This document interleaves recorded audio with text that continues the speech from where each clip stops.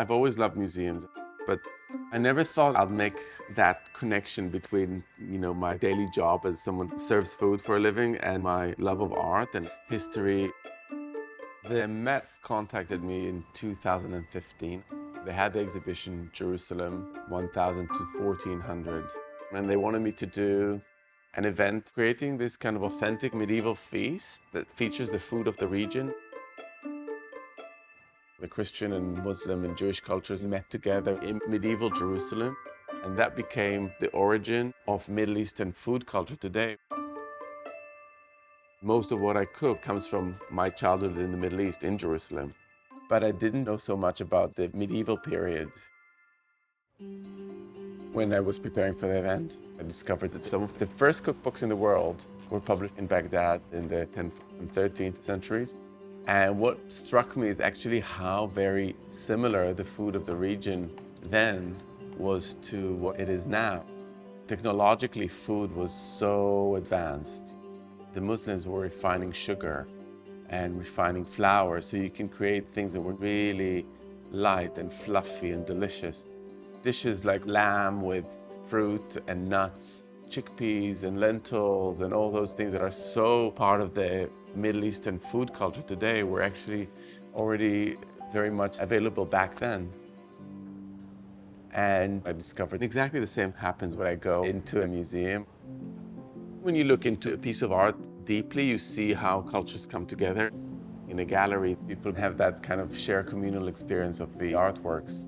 It's an incredible tool to bridge gaps and divides between cultures and people. Things don't stand in isolation.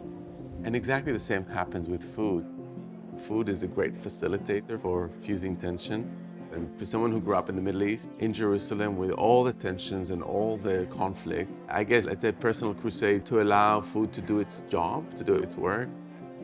When people sit next to each other, they might not know each other, but what's on the plate is a great way to start a conversation.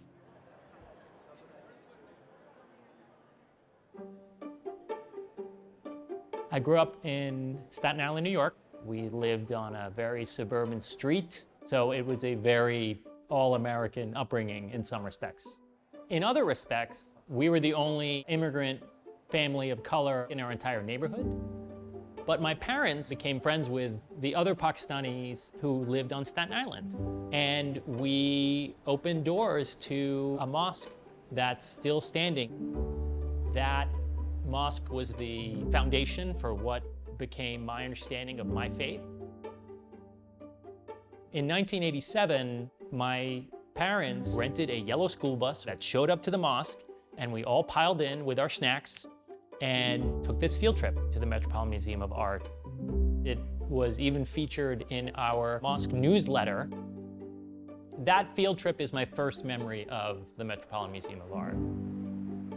It put in my heart this memory of the Met as a place that makes community because it's celebrating our heritage. That's one reason why I like this Moroccan courtyard so much.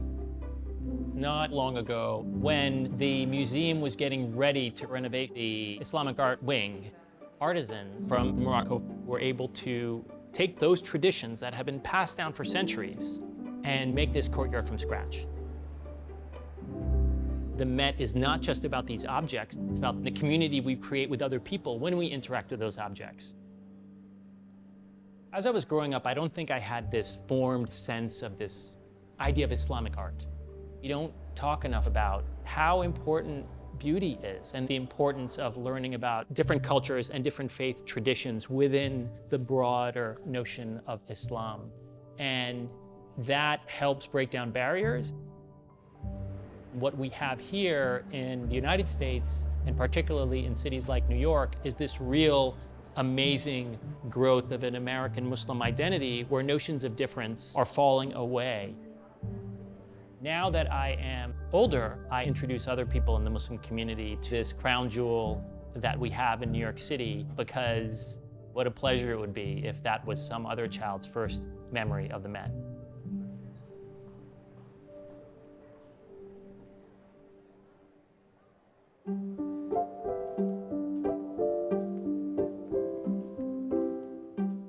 I was at the Met for 27 years. I started as a member of the staff of what was then called community programs. We were kind of like a motley, multiracial crew. And our job was mainly to make the Met accessible outside of the building. In 1975, I joined the curatorial staff as an assistant curator in 20th century art. At the time, the Met's view of contemporary art was very conservative. My interest was in having a much more diverse representation by bringing in works from artists of color to disrupt that narrative. Every time I introduced a work by, a woman or a person of color, somebody always asked the dimension. And no matter what dimensions I gave, he'd go, "I'm afraid that's a little too big." So I go, In the mid-90s, the art world itself was changing, so the museum decided to sort of deal with issues of diversity. We were trying to represent the totality of human endeavor. From my point of view, it's a sea change from when I started. Museums now are really more cognizant of the need for interactivity and engaging the public.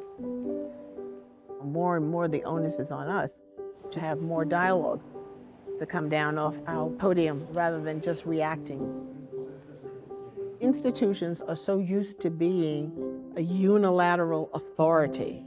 But if institutions are inviting people in, then they have to sort of be ready for that kind of dialogue. My work in community programs really set the model and trajectory for my curatorial work.